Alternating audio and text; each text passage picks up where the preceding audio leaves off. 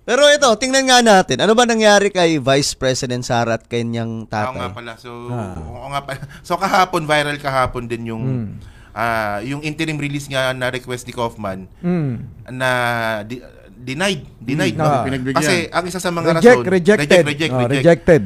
Yung isa kasi sa mga rason, yung mga binabanggit ni Sara, na si Sara daw ay i-jailbreak daw yung tatay niya. Tapos, syempre, yung political capital.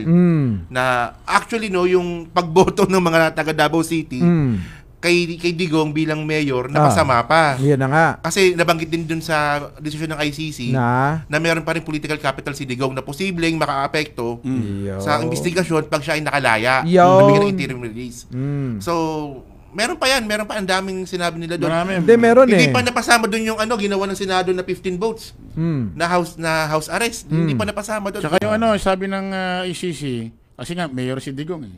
Kung uuwi siya doon sa Davao, kasi may sinabi si Digong na mayor si kapag pag naging mayor daw siya, dodoblehin niya rin war on drugs sa kasi ito pa pala, yung isa pang conflict, yung pinasa kasi ni Kaufman na petition for interim, si Duterte pupunta sa ibang bansa, hindi sa Pilipinas. May ibang bansang tatanggap sa kanya. Si Sara naman nagpa-interview. Pag na-interim release si Digong, uuwi ng Davao. Pag may mayor siya doon. So, conflict doon sa sa sinabi ni Kaufman. Di ko alam, bakit ganun si VP Sara? Alam mo, gusto ba nila talaga makalaya si Digong o ayaw ba nila? Kasi nga ginagamit nilang yan si Digong puhunan para yung sikat nila, awa ng taong bayan, hindi mawala sa kanila. Yun, alam mo, kanina, bago ako pumunta rito, ng umaga, nag-live ako, yan na nga yung tinatalakay ko. Na sinasabi ko na nga, itong mga anak ni Duterte lahatin mo na, talagang akala mo gumagawa ng kaparaanan at nagmamalasakit sa kanya para mapauwi siya. Hindi ho. Oo, sila mismo nagpapahamak napakaliwanag ng nasa desisyon ng ICC. Nakalagay talaga doon, men. Tingnan nyo ilan ba yung anak ni Digong? Wala man lang nakaisip na itong ginagawa ba natin makakasama. Makakabuti. May mga vlogger din sila. Isa din yung narrative. Wala man lang vlogger na nakaisip na parang mali natin ginagawa natin.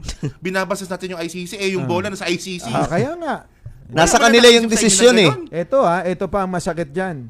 Samantalang, etong mga anak ni matandang Duterte na mga nakalaya na ngawa na hindi naman nakakatulong, at alam naman natin na talagang itong mga anak parang tuwan-tuwa pa na nakakulong na si Digong doon, kabaliktaran naman sa mga taga-suporta nila na pinapaniwala nila.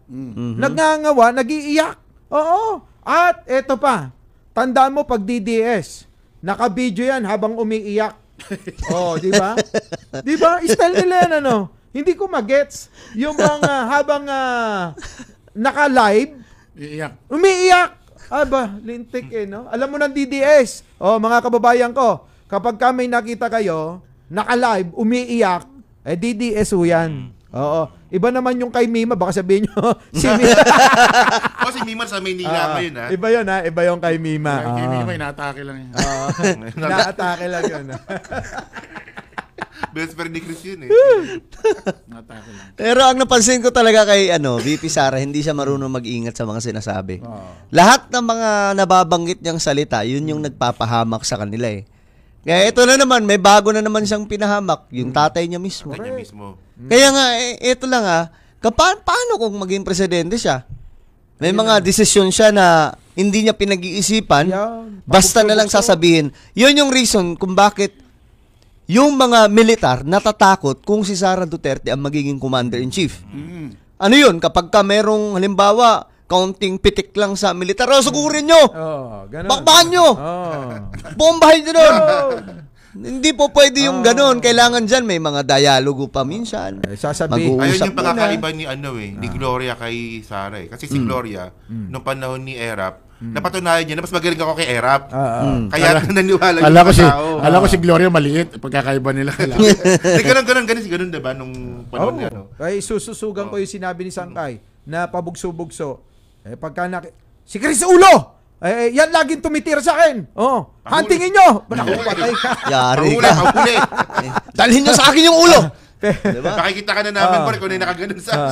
Pero isa lang sa Radyo Pilipinas.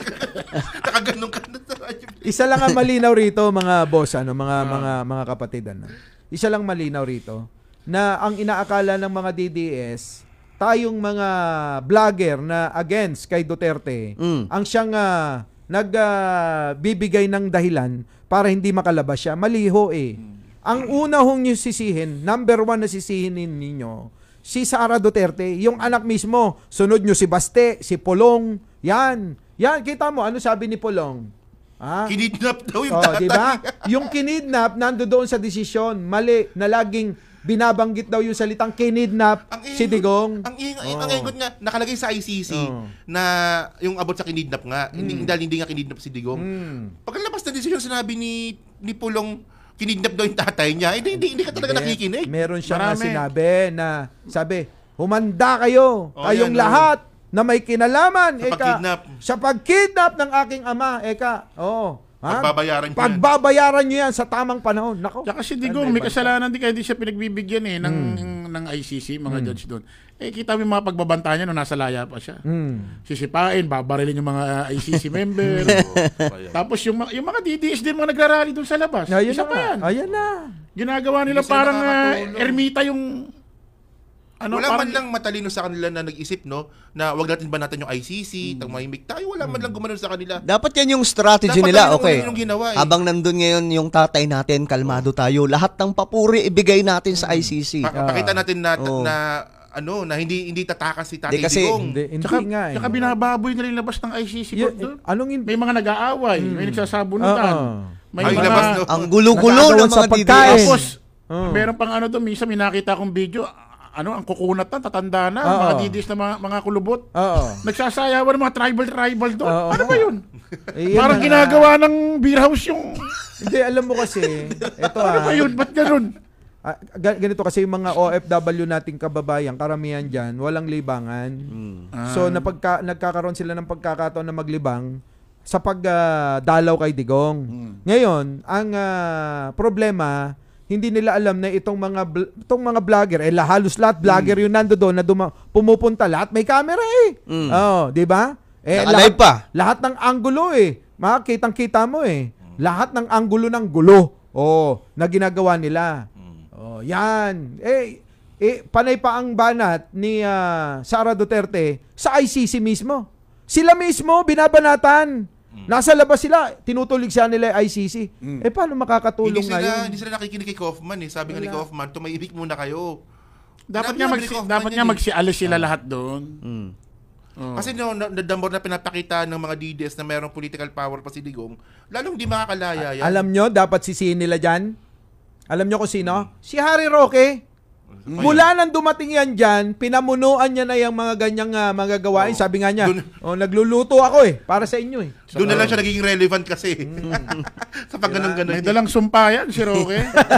Lahat ng parlor na pinupunta niya, nagsasarado. Si Harry Roque. Diba? Magandang gawin nyo dyan. Ito tuturuan ko yung mga DDS para si Digong paalisin palayain pansamantala. Pakawalan ng ICC. Huwag kayong mag-rally dyan. Pakita nyo, wala na kayong pakialam. Baka isipin, parang wala nang thrill to Baka isipin ng judge, pakawalan natin to. Parang wala na silang pakialam. Baka buksan na yung pinto ng ICC. Parang wala na nagmamahal. Parang wala na nagmamahal dito wala nang thrill, pakawalan nyo na. Kasi pinakikita yung mahal na mahal nyo, ayaw tuloy pakawalan. Pero kung ako naman, kung ako si Digong na nakakulong doon, nanaisin ko na doon na lang. Totoo naman. Bakit ka mo? Alam naman na hindi siya mahal ng mga anak niya maaring nagkulang din siya ng pag-aaruga dahil busy nga sa mga patayan dito, patayan doon. Di ba? Pero ano yan Kung nabalitaan niyo, may conflict dati yan. May dalawang faction dati. Yung faction ni Bongo, nakakampi niya si Hanilet, tsaka faction ng mga anak. Noong 2021 ata. Ganun pa rin naman hanggang ngayon. Ganun din hanggang ngayon Ganun pa rin hanggang ngayon. Diba? Hanilet Bongo pa rin ang magkasama Diba? At Sara Duterte at saka mga kapatid Tapos may isa pa na involved. Sino? Yung Alpotera. Ito, meron pa. Pero alam nyo, nakakatawa dito, no? Sinisisi natin, pati ng mga DDS, yung mga politiko ngayon. Bakit ayaw nila sisihin si Trillanes? Parang hindi nila pinapansin. Yun na nga. Ay siya yung puro dulo ng lahat ng yan. Inaako na nga ni Trillanes, ako nagpakulong dyan, pansinin nyo ako. Siya ang nag-file di ba? At saka, ito kamakailan, pumunta si Senator Trillanes sa ICC. Yan. Inisyuhan pa nila yan. Naging issue yan at gusto pang paimbestigahan ni Robin Padilla. Minsan, hindi niya yata naiintindihan. Nakarapatan natin bawat isa yung dalawin, puntahan, yung isang kababayan natin kahit nasaan. Tulad yung ICC. So, ibig ba sabihin, nung pumunta ako doon, alam nyo naman yun, di ba? Pumunta ako ng ICC. Pag uwi ko rito, nagkagulo na yung mga vlogger nila. So, kailangan imbestigahan din ako, ganon. Diba? Utak ba naman ni Robin ang gumana? Talagang masyadong bitter yata kay kay Trillanes. Si Robin hindi naman senador ng Pilipinas na taong bayan, senador ni Digong yan. Di ba binuking ni Ben Tulfo yan? Yon. Na kung ano-ano gusto mong commit ang pag-usapan diyan, tulad nung kay Trillanes. Pero yung tatlong beses na lumalapit sa kanilang pamunuan sa committee ni Robin na mga AITA, na trabaho ng committee niya yun, siya may hawak doon. Tatlong beses na lumalapit sa kanya, wala silang ginagawang trabaho. Mas focus siya kay Digong. Nakita mo, pero hawak niya yung committee na yun. Eto na nga wala talaga to si Robin. Di ba nag-viral nga na busy sila kay Digong dahil dyan sa resolution na ginawa nila na gusto nila house arrest. Samantalang yung mga kababayan natin, abay hindi alam ang gagawin na tumama ang bagyo, tumama ang lindol, kahapon dalawang magkasunod, umaga tsaka gabi sa Davao, nilindol ng malalakas, wala pa rin silang ginagawa at wala doon yung mayor ng Davao City. Hindi alam kung nasaan. Di ba? Ngayon, wala nga doon, no? Samantalang, sisingit ko lang, sa kabila ng mga trahedya o mga calamity, itong kalamidad na nangyari, ang Pangulong Bongbong Marcos, laging handa Katulong yung PCSO. DSWD. Grabe yung PCSO. Pinatututukan natin. Ibang klase, alam mo, ako bilib na bilib dito. Sa tanang buhay ko na ako nabuhay dito, sa mundong ito. Ngayon ko lang nakita ang PCSO. Ganyan tumulong. Nung araw hindi natin naririnig yan. Wala ba kayo? Correct. Ngayon lang din talaga yan. Maririnig mo, may nawawalang 18 billion, ganon. Pero dito, marami nang nag-issue rito. Pero sa tingin ko, di ba? Bago mo po yan si Mel Robles, ang daming binato dyan. Ang daming binato. Therapy. Pero wala, dumaplis lang lahat Wala Dumaplis lang. Ngayon wala na ako nakikita ngayon na ngayon yung makikita mo sa kanya, nagpadala ng maraming mga PTVs o di kaya mga tulong. Mga tulong, kung ano-anong tulong, truck talaga mga bus. Ngayon nga lang ako nakakita ng ganun. Kasi dati yung PCSO, di ba? Suplado ba si Mel? Suplado ba? Hindi, seryosong tao kasi. Seryoso lang talaga. Mukha lang suplado. Mukha lang suplado, pero seryosong tao. Yung bang ang laging iniisip nun paano ba makakatulong sa mga kababayan? Ganon. Laging yun. Ewan ko bakit ganon siya mag-isip. Kasi minsan nakausap ko yan ng masinsinan. Habang kami nakaupo kami sa isang sopa, nakaharap kami sa dagat, nag-uusap kami. Laging ang buong bibig paano ba yung mga kababayan natin, paano natin tutulungan? Maraming nahihirapan, kaya lang ganito nangyayari. Puro ganun ba? Yung maririnig mo, yung mindset niya, laging pagtulong dito, pagtulong doon. Hindi nila iniisip yung ganito. Alam mo ba yung ganyan? So maraming problema akong dinatnan, parang si Presidente. Maraming dinatnan, kaya kailangan ayusin muna. Pero gusto namin tumulong talaga. Yun. Kita nyo ngayon, laging involved. Laging involved. Kapag may sakuna, PCSO nangunguna. Diba? Wala na, yung mga issue ng mga dayaan, yung mga berito sa kanya ni Rapi, Rapi, wala na, dumaplis Wala. Nasagot naman lahat kasi. Nasagot lahat, no? Naipaliwanag naman kasi. Sabi ni Mel Robles na, pumunta ka doon. Ikaw mismo tumingin. Hindi naman pumunta. Hindi. Pero bad trip yung kasi ang nangyari noon, inintriga mo lang. Ang pinakagusto kong sinagot niya, yung meron daw tumataya nang bumibili ng marami at gumagastos daw ng 30 million yata. Sagot naman ni General Manager Mel Robles, bakit naman kailangan pang gumastos para mandaya ng 30 million? Pwede naman 20 pesos lang. Tama Tama naman, ano? Oo, tama, naman. di ba? Tama nga. Bakit ka naman gagastos ng 30 million para mandaya? Pwede naman 20 pesos lang. Sabi ko nga, yung issue rin, di ako naniwala dun na scripted yung may tumatama. Kasi di ba sinabi ko na, kapitbahay namin tumama eh. Daang milyones, walang Ano yun? Scripted din. kahit Kapitbahay. kahit barangay Tanod, walang kamag-anak yun eh. Tumama talaga. Kaibigan Solo ko niya, Solo, kaibigan Nabigyan ka naman ng tip. Yun nga, hindi na nga nagpakita. Hindi ka kaibigan nun. Akala ko ba kaibigan mo? Talagang, ano yun eh, inutusan siya ng tatay niya, pero siya ang tumataya. Pero tatay niya ang nanalo.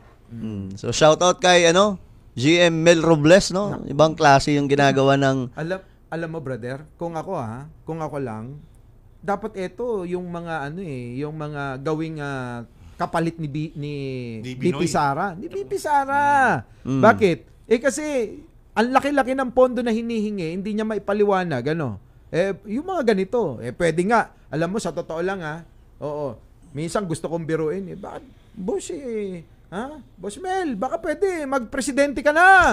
Palitan mo si Oo, pwedeng tumawa siya. Hindi, ayaw niya eh. Ayaw ba niya? Ayaw niya. Sabi niya, mayroon naman daw kaparaanan para tumulong sa kapwa. Di yun na lang ang gagawin niya. At lagi niya sinasabi, ang pinakamahalaga na iiwan natin sa buhay natin dahil hindi naman tayo habang buhay na nandito. Yan quote na quote ko.